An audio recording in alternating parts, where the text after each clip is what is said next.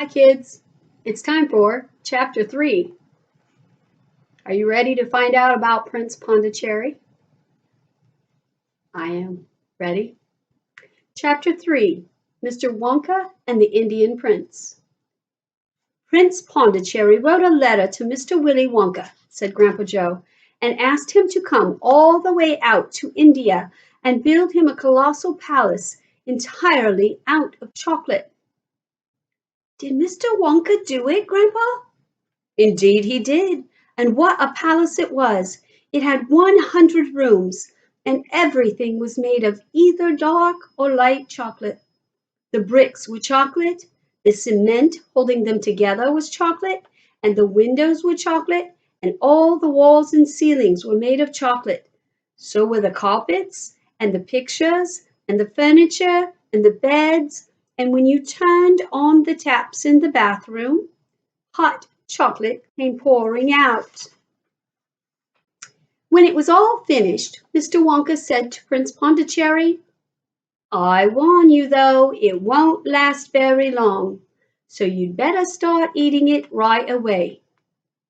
Nonsense, shouted the prince. I'm not going to eat my palace. I'm not even going to nibble the staircase or lick the walls. I'm going to live in it. But Mr. Wonka was right, of course, because soon after this there came a very hot day with a boiling sun, and the whole palace began to melt, and then it sank slowly into the ground, and that crazy prince, who was dozing in the living room at the time, woke up to find himself swimming around in a huge brown sticky lake of chocolate. Little Charlie sat there on the edge of the bed, staring at his grandfather. Charlie's face was bright, and his eyes were stretched so wide you could see the whites all around. Is this really true? He asked. Are you pulling my leg? It's true, cried all four of the old people at once. Of course it's true. Ask anyone you like. And I'll tell you something else that's true, said Grandpa Joe. And now he leaned closer to Charlie, and he lowered his voice to a soft, secret whisper. Nobody ever comes out. Out of where? Cried Charlie.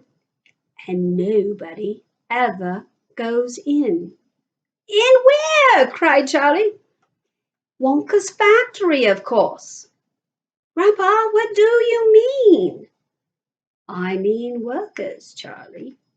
Workers? All factories, said Grandpa Joe, have workers streaming in and out of the gates in the morning and evenings, except Wonka's. Have you ever seen a single person going into that place or coming out?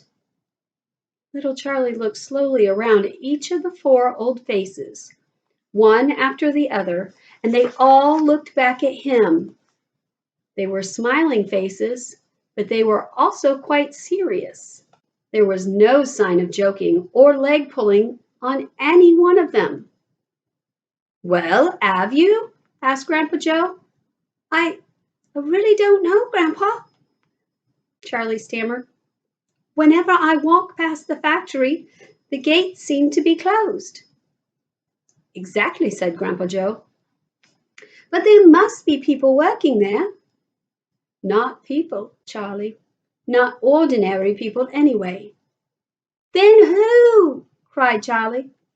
Ah, that's it, you see. That's another of Mr. Wonka's cleverness. Charlie, dear, Mrs. Bucket called from where she was standing by the door. It's time for bed. It's enough for tonight. But, Mother, I must hear. Tomorrow, my darling. That's right, said Grandpa Joe. I'll tell you the rest of it tomorrow evening. And you'll have to wait until Chapter 4. Chapter 4 is called The Secret Workers. Until then, bye-bye.